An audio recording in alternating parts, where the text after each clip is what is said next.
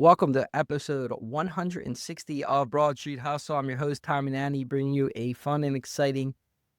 I call these the special shows because it's the one of the four majors for the golf PGA, the U.S. Open. It's going to be a great tournament. But before I get into it, let me go around the horn. We have a small group here tonight. Jason Sayeda, as always, Hey, Tom, what's going on? is up, Happy and we have Monday. Jimmy the Chalk.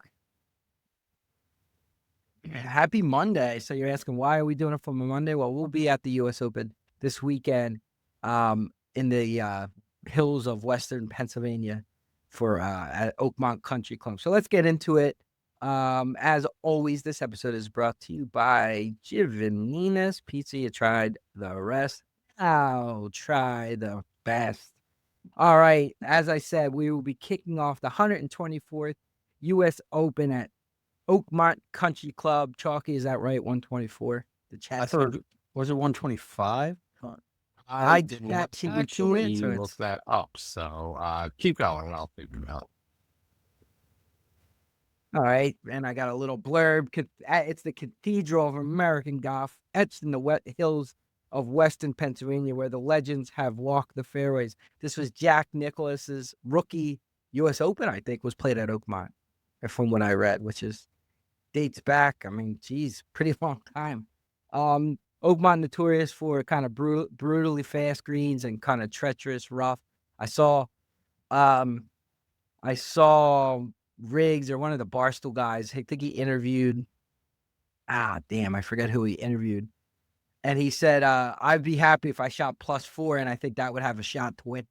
I guess kind of tongue in cheek, but I don't know how much, because the U.S. Open we went to at Marion, kind of similar. It was like narrow, really tough, rough, tough greens, and they were, what was Rose, like 1 under or 1 over, something like that, right? Yeah, something like that. So I wouldn't be surprised if you see it. Jason will probably have the over under on the total shot, so we'll definitely get into it. But with all our golf shows, we don't have Kevin, but we do have his picks. But with all our golf shows, we usually kick it off with Jason to kind of go through some of what he read about some particular holes, some of the course design, prior to getting into the handicapper. So take it away. Yeah, so this is the 10th U.S. Open that's at Oakmont. So it's it's the leader of hosting U.S. Opens. It is 7,372 yards, a par 70. There are only 2 par 5s on the course, and they are hole 4 and hole 12. But aren't they both like crazy long? They're long. They're like 600 plus or something. I don't have the exact yardage of them, but I know they're long. Yes. Yeah, I think they're both over 6. There are 4 par 3s, and those are holes 6, 8, 13, and 16. I know the par 3 on hole 8 is just about 300 yards. It's like 289. Yeah, it's 289, and it's the longest in U.S. Open history. Correct. Yep.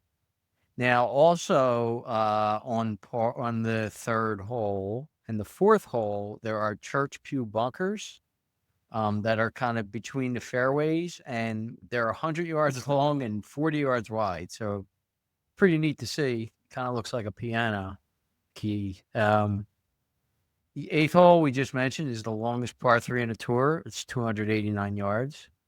As Tommy mentioned before, the greens are very fast, 15 plus on the stimp meter. They were measured. And I know the plan is to try to get them into the 14s, but even that is like, I think anything over 11 is like crazy fast. So it's going to be like putting on a pane of glass, which is impossible.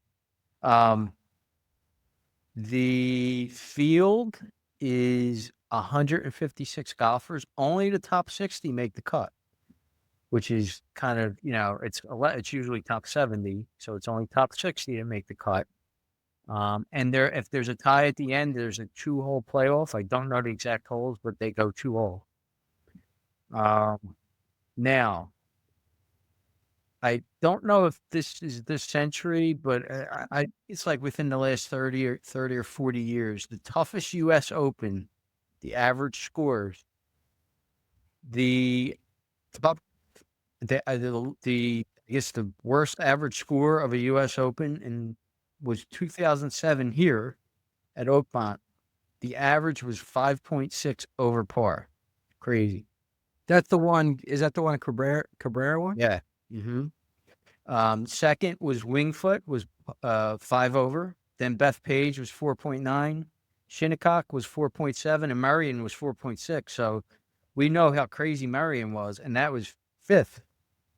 Fifth hardest. This is the hardest. So, and the reason, so it was here in 2007.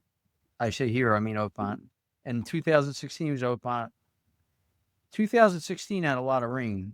So the scores were, I think Johnson won 4 under. Yeah, DJ won. Yep. Right.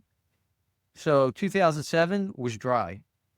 And that's why, it was impossible. Like, balls weren't, you couldn't pin on or anything like that.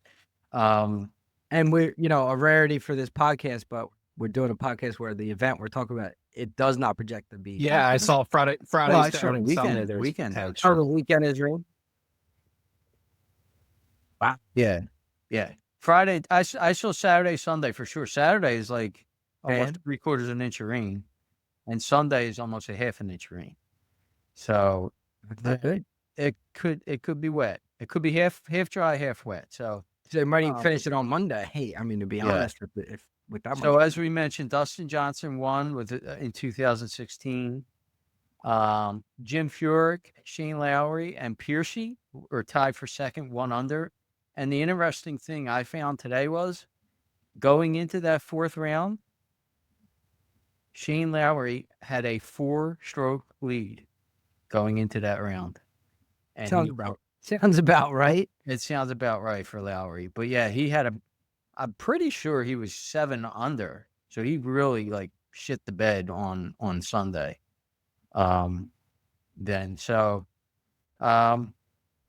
It should be a fun tournament. All right. Chalky, did you have anything to add? Well, this is indeed the 125th rendition of the Open. So as Jason mentioned, you start using Grok. Grok is a lot better than ChatGPT. Yeah, Not that I'm doing any advertisements. Grok was saying said stuff he didn't, so who knows? Grok is somebody created a fake tweet when said it was real. Elon's like, no, this is not real, but so we'll see. Anyway, he's got to give them the control now. So some of the history, just Jason mentioned this is the 10th time. So in the previous 9, first one being 1927, so there's a 90-year difference, but just for perspective, over 1,300 players have entered the U.S. Open in the 9 renditions at Oakmont. 27 in 9 renditions have scored under par by the end of the tournament. So just think about that for a second. And 4 of those came in the last one in 16, as Jason mentioned, with Johnson, Furyk, Lowry, and Scott Piercy all shooting under par. So crazy. That's insane. That's insane. The one, so Jason mentioned the bunkers and the grass. Those are really your hazards. There is no water or OB really at this course, so nothing to worry about there. But if you've seen how some of the rough looks in the grass, it's incredibly nasty. And this is kind of like I would say the signature course, because maybe it's not as famous as like Pebble or Torrey Hills, but this seems to be considered like the championship course of the U.S. Open circuit, if you will. So, anybody that, if you told, I was reading a Golf Digest breakdown, they said if you offered 1 under par as the final score to any of these golfers, they would probably take it and say, I'll take my chances that will win me the tournament. So, no one's shooting for 10 under here.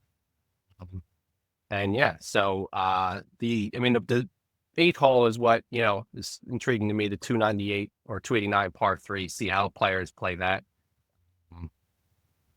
That's like a par 4/5 for some of us, but yeah, should be a good rendition out in Western Pennsylvania. Yeah, Chalky mentioned the rough, so it's like 1.5 inches after the fairway, then that leads into 5 inches of, which is what my lawn looks like right now. But yeah, you're like It was Ben Griffin was on. Was That's on- who it was. That's who it was with Riggs. Yeah, Griffin. dropped the ball, and and it was right off of the fairway, and you couldn't see the ball.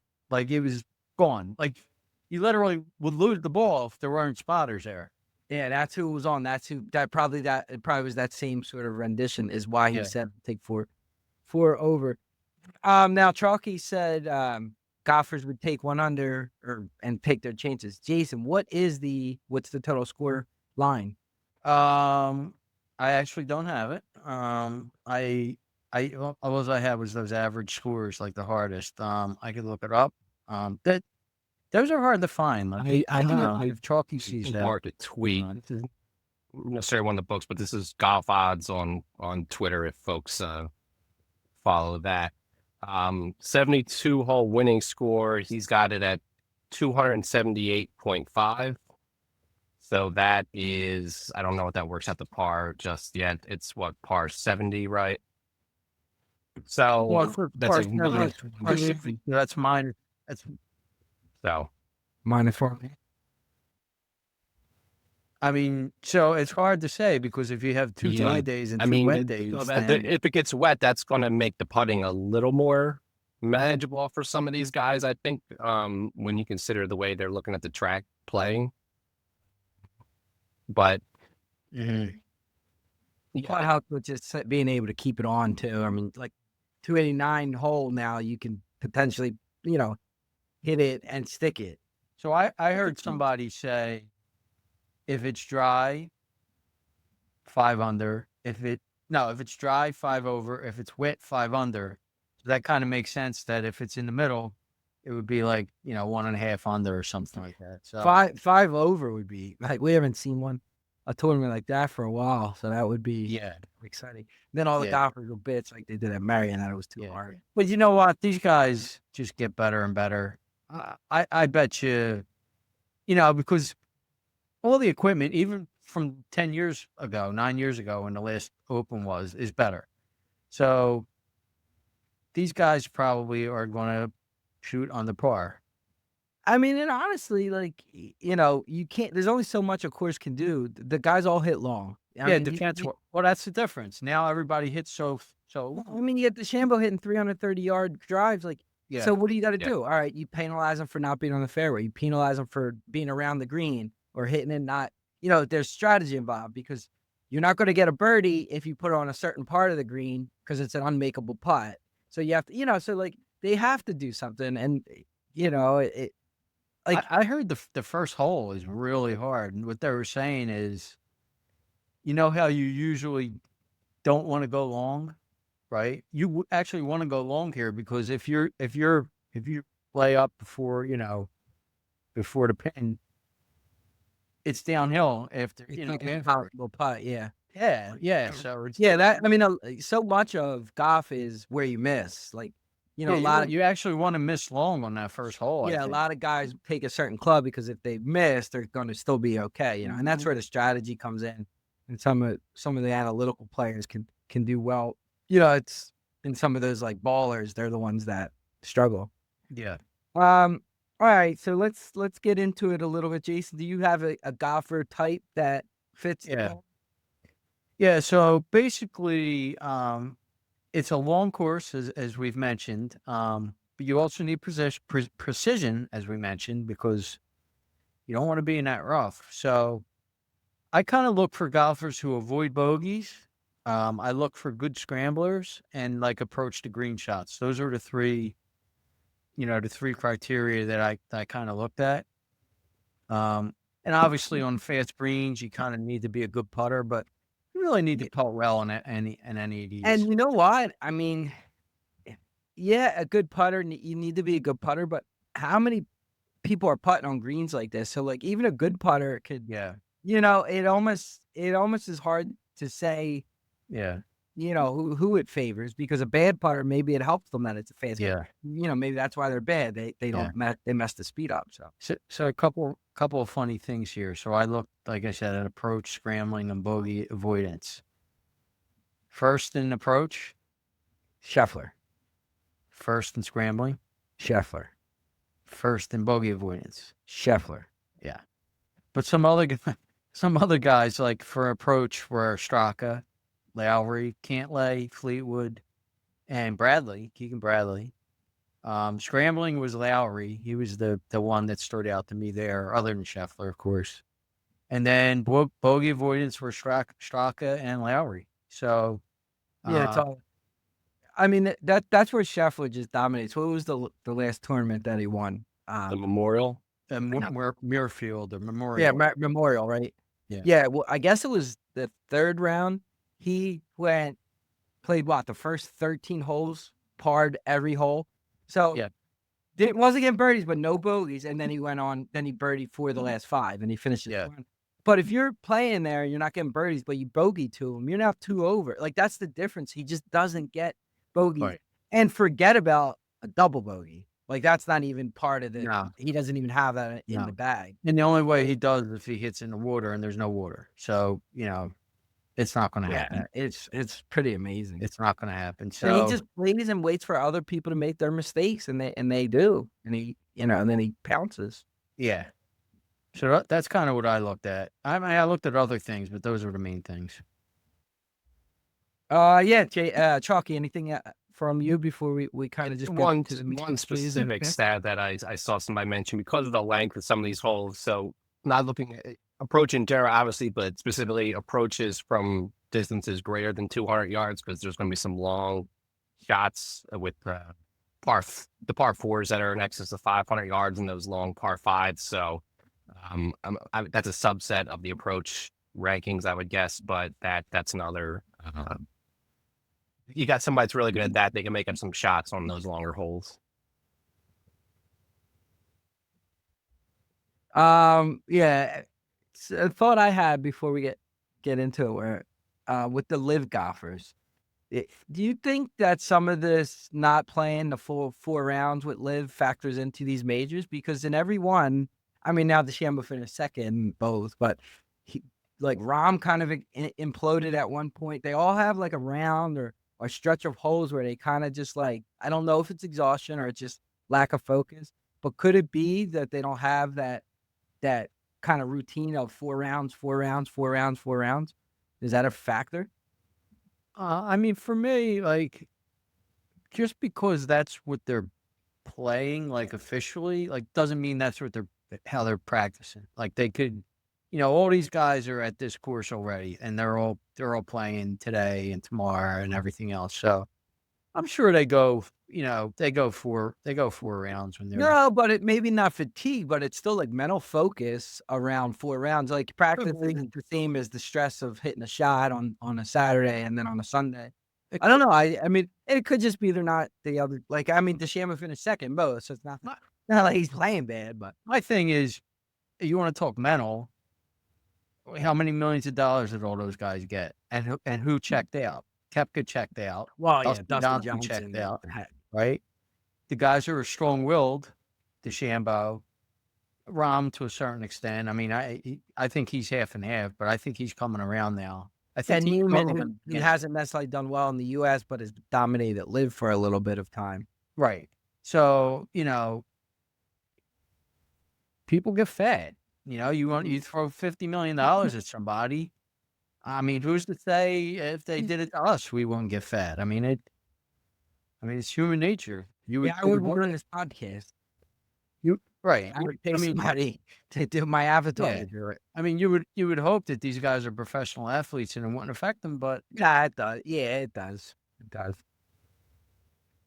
All right, let's get into it. Jason, I have Kevin's picks, but we'll do him kind of read through his stuff at the end a little bit.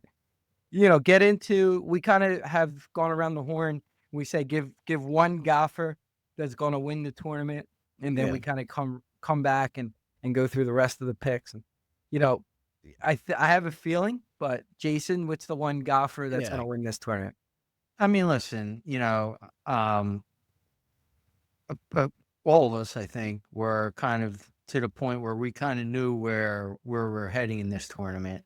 So we tried to kind of do parlays to kind of, beef up the odds, juice the odds a little bit.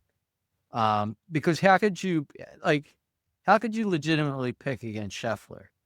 like in this tournament. Like you could say the value's not there, I guess, but then you create value for them, because I think if this tournament's played 10 times, doesn't Scheffler win at least 6 times, maybe 7 times? Yeah, I mean, you're not going to get an argument from me. I gave you Scheffler to win the last tournament and DeChambeau to kind of, or vice versa, and they finished one. Like, we're not going out on limbs here, giving these picks. No. But like to your point, Yeah. yeah. I mean, one thing we talked about with Scheffler too was at some point his value is probably going to be greater than whatever it is, plus 250. So that's where you might want to take a shot at playing him. If maybe not because how often does he lead from start to finish, and you usually get a little bit better at times than at some point during the first round, you might get a little bump, but And I think that's got to be within the round. Like they're sharp. if he's within 2 or 3 shots of the lead after the first before- round, his odds are going to drop. No, yeah, in the round. and he always is. Like the leader will be 7 under, and Scheffler's 4 or 5 under. So, and they're not going to really drop the odds there. What they'll do is, like Jimmy said, if maybe Scheffler bogeys a hole or something. Yeah, like somebody else. And we don't have the times, but if somebody gets out like 4 under through 12 and Scheffler bogeys one of the first 2, then maybe you throw it in there at that point, because you're talking about a 5-shot difference. He's got a lot of time to make it up, but 2 or 3 shots at the end of the round, he's still probably going to be the favorite by the end of the day. No. I think the best thing to do is what we did. Like we used Alcaraz and Sinner, who were basically locks to get to the finals of the French Open, and we tied them to Scheffler, and we got what, 10-1, 12-1? I forget what it was. Like that's incredible. So yeah, Jimmy, did you have a outright winner? I mean, my main pick as your main pick, Bryson, but I mean, Scheffler is the most likely winner. If I'm betting on these odds, it's Bryson at his odds. Yeah, I'll go Bryson for sure. Your main pick's right. Okay. Yeah, so I mean, from what is it? Gave me 4 winners, and Scheffler is not one of them, Kevin. Whether that's his actual picks, I mean, he kind of gave them in the odds, so I can't say who his top pick is. But basically, Rahm, Morikawa, Henley, and English. So I'm guessing maybe Rahm or Morikawa are his top pick, but maybe he was just trying to give out non-Scheffler picks. But that's okay. So he's kind of taking Rahm. But again, he's not going down. I mean, a Rahm is what, third choice. So all right, Jason, coming back now, we got Scheffler out of it. So kind of like you said last one. So your bets to win without Scheffler. Yeah, I did that. But I did do DeChambeau parlays also. So I'm like chalky too. I mean, I my top pick will be Scheffler, but I legitimately think DeChambeau's got a good chance to win. So he was the other guy I did parlays with. So I'm basically, if one of those 2 guys win, I do really well in this tournament.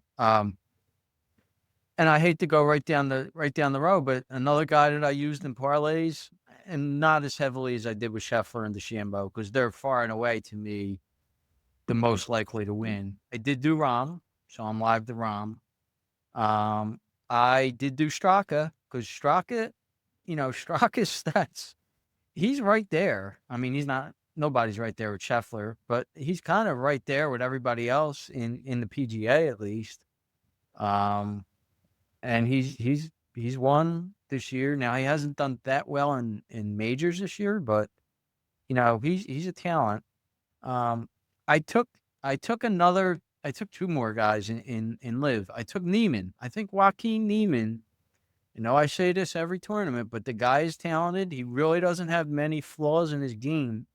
He's in form, and he played well at the PGA. He finished top 10, so maybe he's starting to play better in the majors. So he was 30-1.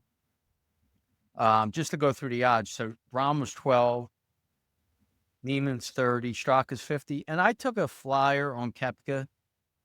I know his form is awful, but it's the U.S. Open. He's won them before. So every guy in Koepka was 55-1.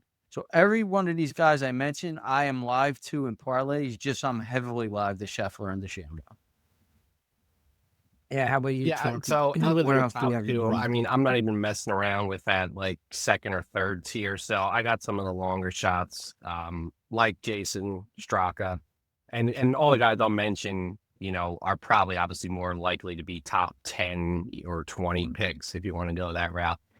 Straka at 50-1, Corey Connors 60-1, Sam Burns 80-1, and again, definitely more of a top 20 pick, but Aaron Rye at 100-1. Yeah, so Kev had the guys I said, but he also had Fleetwood for a top 10, Straka for a top 10, Lowry for a top 10, and McCarthy for a top 10. So, some thoughts on his. Yeah, I mean I'm Scheffler. I'm a little bit off of the Shambo as much as I was on the US Open and the PGA. I just don't like how he finished those tournaments. I mean, was it the PGA? He was 8 under with a 3-shot or a 2-shot lead, and in 3 holes he was like 3 back from the leader after he doubled. It's just like every time he kind of moved forward, and he did in US Open where he tied or took the lead against Rory and then immediately kind of crumbled in that lane. I think the Shambo more lost it in the third round than in the fourth round because he actually PGA that was the in the PGA. PGA. Yeah. Yeah, That's what he was. He After actually- 16, he was 8 under, and then the Right. last 2 holes he like double. He went 3 so over. third round he blew it because he But actually on the US, Scheffler and but the US Open was round 4. He took a 1-shot lead on Rory. Masters. Or the Masters. He took a 1-shot lead on Rory after 2 holes or 3 holes. Yeah. And then imploded. Oh, yeah. And a shot. So. Yeah. But yeah, I just don't. I just need him to prove it before I'm going to take. You talk about value. I mean, that's the value I think is the least. But you're not knocking me over with a feather if the Shambo wins. Like let's be honest. But some of the guys I do have. Straka was on my list as well for the reasons you guys said. I had Victor Hovland as kind of making a little bit of a comeback. He's coming back into form. He's top 10 in shots gained tee to green. His short game, which was a problem, is improving. Now, it's still not an elite short game, but it is improving. He's T2 PGA 23, T4 in the British, T7. So he has some good majors, and he finished strong. He had a good 4th round in Memorial. So maybe he's like making a little bit of a move back. His putting at Valspar was plus 184 on shots gained, and Memorial was a plus number. So, possibly got his game back a little bit. Matt Fitzpatrick was another one. Hovland was plus 6,000. Fitzpatrick was plus 12,000. Yeah, plus 12,000.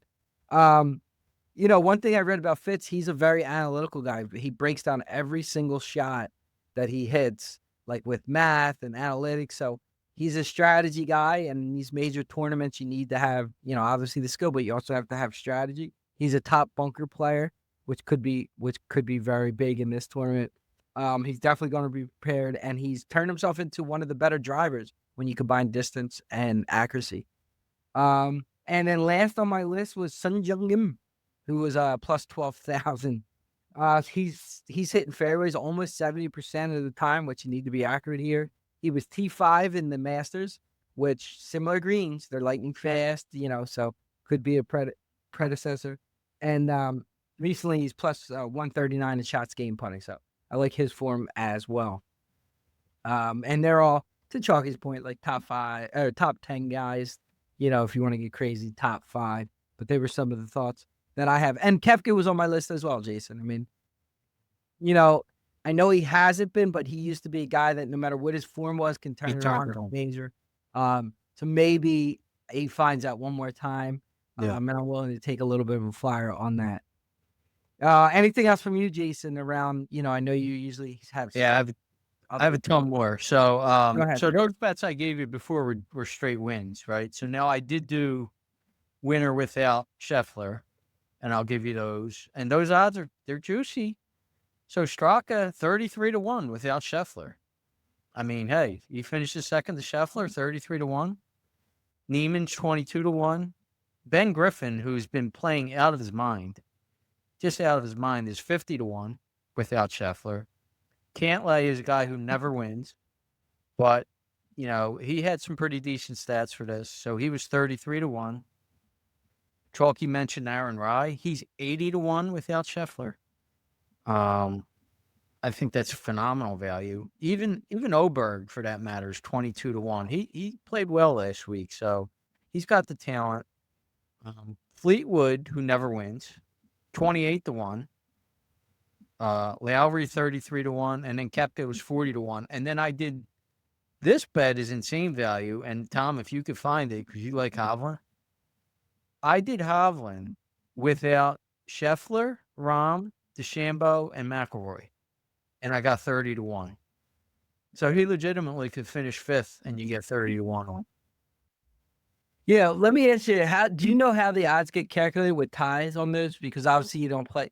I think it was PGA. There was like 5 guys tied for We second. split. So if like 3 guys finish in that, second, basically They just third it. They take a third or sixth, whatever.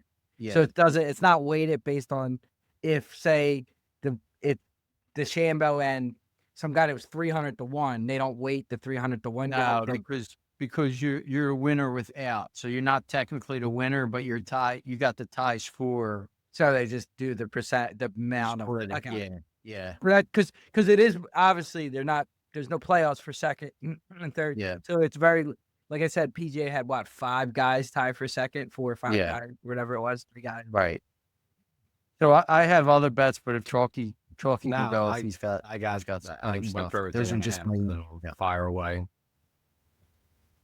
Okay. So I did first round leader, and I'm not going to mention why it's important, but I think I like doing this bet. And basically all the guys I mentioned, I didn't do Scheffler, but DeChambeau, Koepka. DeChambeau's 20-1. Koepka's 45-1 if he gets out. Rahm 22. Straka's 50-1. I mean, this insane value. Even if you want to just throw $2-3 on it, I mean, it's a bet for one day. Neiman 40, Oberg 40, Rye was 80, Cantlay 45, Bradley 70, Griffin 60, and then Hovland 60-1. So yeah, the thing with the first round too, so much depends on tee time. Like you tee off when it's not windy, you could do well. You tee off when it's dry, you could do well. So that's one that like Scheffler is by no means a locked. Yeah. First round leader. Yeah, sure. And then a couple interesting top 20s I did were Straka's plus 150. I think that's good. Griffin's plus 200. Cantlay plus 160. I think that's solid. Rye plus 260. Berger 275. Believe it or not, Berger, not only did he play in the 2016 U.S. Open, he finished, I want to say, top 30. So he's been around the block, Berger. I know he got hurt for a couple of years, but he's been around. Koepka was 280 and Bradley was plus 250. He's got some sneaky stats that he may contend. I don't think he could win. Bradley's a great dials it in on the final round. Yeah, shoot 4 or 5 under and finishes 7th. Never really gonna win, but fires in the final round. Yeah. So those are my bets. Okay. Anything else to add before we kind of build our make the cut bet, which has been poor this year? Just that I'll also price the don't make the cut for our 4 players just to see if that'd be interesting. Yeah, that'd be interesting because we came close. Yeah. We came close. Yeah, but how mad will you be if you do that? You do and one of the guys nails a putt to make the cut. We're on the. You're chanting. I'll be yelling. Yeah, we only had one guy. We only had one guy who made the cut, which was Chalky's player. The one nice thing though is it was over within 6 holes. Oh yeah, my guy. Pretty terrible. I need 5 over after. But I forget who you had, Chalky. But he made it by the skin of his teeth. Jimmy Is it O'Connor. Corey Connors? Yeah. No, No, he he made it wasn't by a sitting stroke or 5 two, I under, think, that's so. for sure. Nah. All right, so let's build this. We'll start with Kevin because he is not here. So Yeah, I got it. Chalky, do you have it up? You ready to roll? All right, so Harry English, Minus which is, 165. what do you got him at? So let me ask you this, I'm Chalky. on, Are you DraftKings using, right which one are now. you using?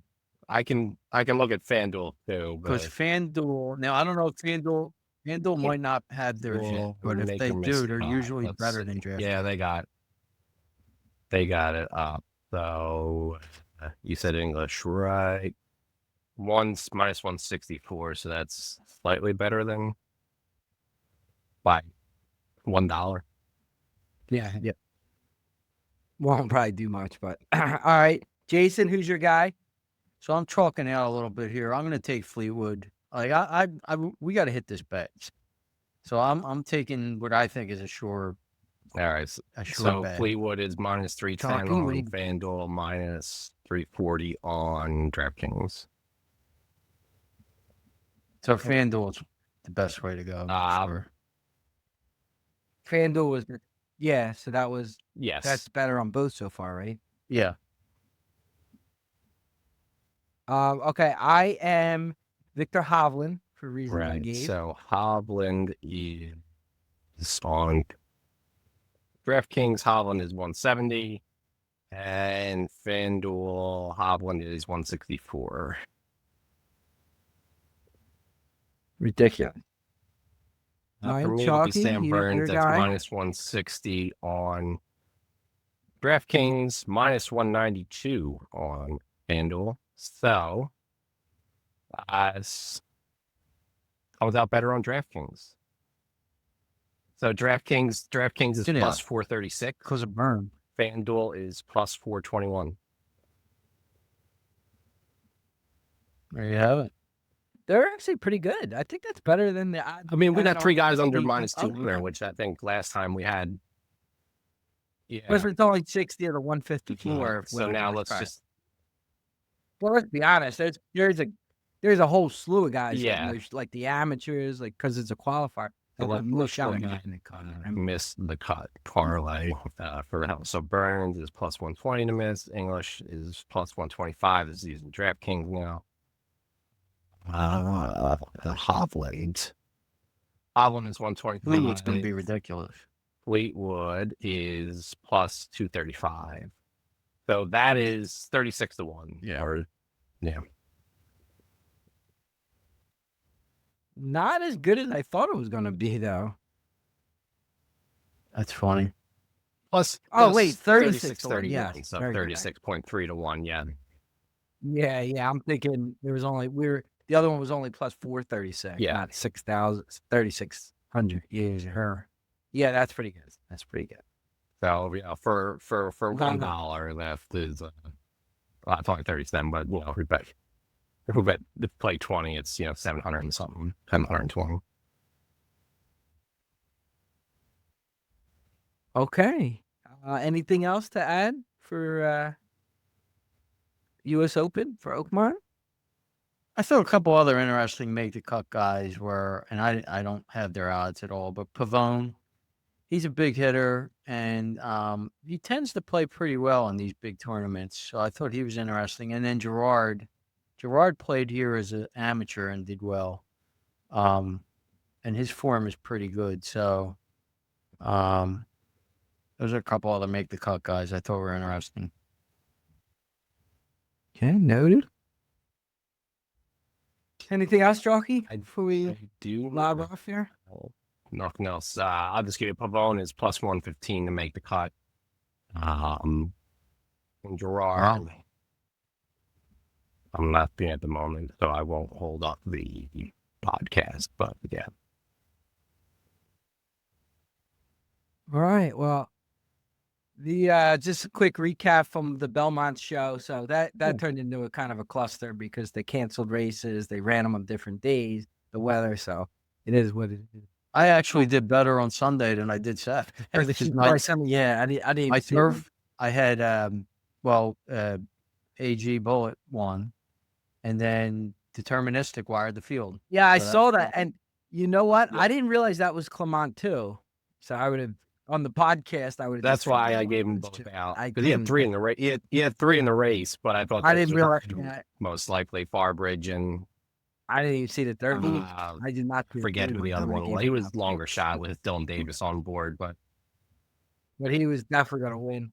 But yeah, it turned into kind of a mess. I mean, it was a great Derby, great like at the Triple Crown. The top three guys kind of looked good.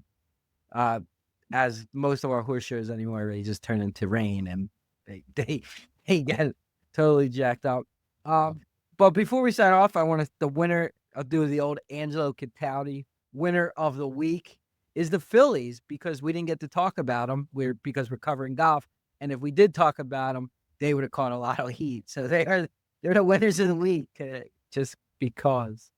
And that's about it. Episode 160, US Open in Oakmont. We'll have some recaps next week to share. Best of luck.